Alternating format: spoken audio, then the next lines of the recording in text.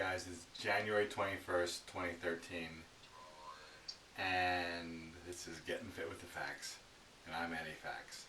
And this video today is entitled Back in the Saddle. And New Year started, and basically I'm taking this time to get back into the saddle because over the course of Christmas and whatnot, since I made my last video, you could say in some respects I've fallen off the horse with regards to progress. Right before Thanksgiving, but after the last video I made, I got my weight down to 259. And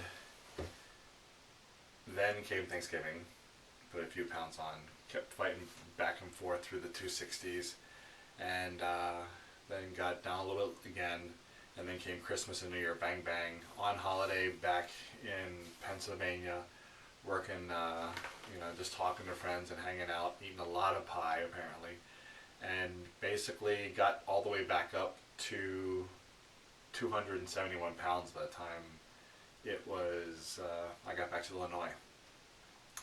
So here's one thing I know. If you put weight on fast, the time to address that and take it off is right away. You put it on fast, you gotta take it off fast. So basically I've been hitting it the last 2 weeks, hitting the gym, keeping my diet right, tracking everything that goes into my mouth, and it's been pretty successful. And I've tracked things and I've seen where I want them to go. I know what I'm doing, even though I don't sometimes always do what I want to do. And in many respects, it's like having a roadmap, or just like a general map. And the cool thing about maps, I don't know about you, I love maps, but I just all the intricacies, and because they're very real, and what is in there is what really exists. And the cool thing about maps is you know what's on that map because someone else has already been there, someone else has mapped it out and taken notes and charted it all down, and now you benefit from their information.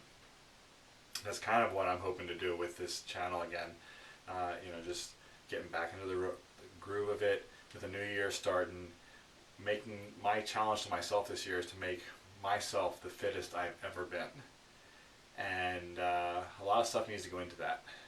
And with regards to thinking about the map and what a map does for you, I started thinking the other day about the fact of like what happened over Christmas. My weight, went back up, and then did a little, build, jog, and shuffle, and now, it's on its way back down again. And seeing the 260s again can get a bit discouraging. And I think this is the importance in taking the time to set goals and to track where it is you really, really want to go, and along the way set benchmarks and note down where you've been. If you don't set those things out, it's difficult to know exactly how far you've come. Now, in retrospect, you can say, well, I know I weighed 392 pounds back then, but the thing is, when you're right here, right now, it's really easy to forget that you came from that place. You focus on the fact that, well, here I am at 258, and I'm still fat, I'm still technically obese by the definite standard, and I feel better, but when I look at myself in the mirror, I still see that there's a lot here that's got to get going. Things have gotten smaller, but there's still a lot to go. And the danger is that you only see your recent successes. You're literally forgetting about what you've accomplished in your distant past. And there was a gentleman from Spain quite a few years ago. His name was George Santayana, and he made a statement that was very, very famous. or became famous, and that was, those who cannot remember the past are doomed and condemned to repeat it. So if you don't remember what it is you did, if you don't remember where you've been, what you've achieved, and what you've accomplished, or if you don't remember the mistakes you made, you are doomed to repeat those things again. You're back to go those places. If you can't remember what you achieved in weight loss, you can easily return to the place that you once were, where your weight was what you didn't want it to be. So right now, here I am, I'm sitting today, currently sitting at 260 pounds. It's January 21st, 2013. And as I said before, in my mind, I was lamenting, like, oh, this is like the third time I've been through the 260s. And it's really easy to forget that at some point in time, not too distant past, I was 392 pounds. It's easy at that point to forget that I lost the 160 ounces that were in the 380s. It's easy to forget that I lost the 10 pounds that were in the 370s. Or the 7 kilos that make up the 260s and the 250s together. It's easy to forget that I counted calories, sweated, went to the gym, worked out, lifted, pushed things, for me to lose the 5.7 stones that for me made up the 340s, the 330s, the 320s, the 310s, the 300s, the 290s, the 280s, and the 270s. I did all that work. It's all gone, and I'm not going to let it come back, because I'm not going to forget what was in there, what was involved. If I had never taken stock of what I had done, it would be easy to let myself go back up there and bloat and go back up again. So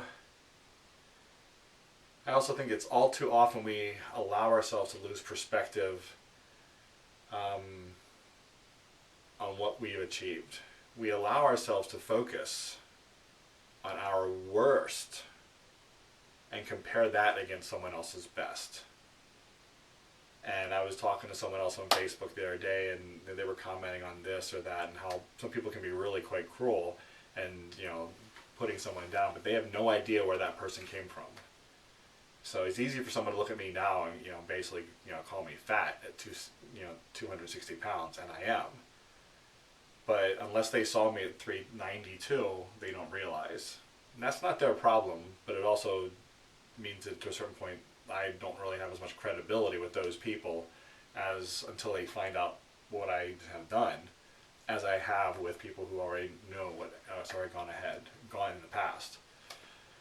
And it's important that when you do something, when you achieve that and you lose that weight, that you actually focus on what you've actually accomplished. Yeah, there's still fat on my arms, but here's the funny thing: not even 2 months ago, I was really, really stressing about what was going to happen with the extra space on there. But the thing is, now there's actually tone and definition starting to come in. Depending how I flex my arms from working out, I can feel the bone is right there, and arms are getting stronger, arms are getting smaller and bigger at the same time. The muscles are pushing out as they're growing from lifting, and the layers of fat are either diminishing or disappearing in other places. So it's important that I not forget where I've gone, where I've been, and that this time around, as with every time, you just keep getting back on that horse, get back in the saddle again, because it is important for your success. Now, as I wrap this video up, just want to remind you guys a couple of things. Please check me out on Facebook. That's looking under Gettin Fit with the Facks. You can also subscribe to me on Twitter. Just Get Fit with Facks. And a couple changes I'm going to be incorporating into the videos here. Basically, I'm going to be reposting all the videos in 2 formats. One just for mobile devices, cell phones and whatnot, and another a fuller, more expanded version with all the bells and whistles of my full vision for that video. Also going to be putting in some food tips and techniques, which is why I'm in the kitchen here today. Next couple of videos are probably going to be shot in here so I can show you guys things. I've had people ask me questions, things like, well, how do you separate egg whites? You keep saying egg whites are so much better for me than eating the whole egg, and they are, but I don't have one of those little thingies.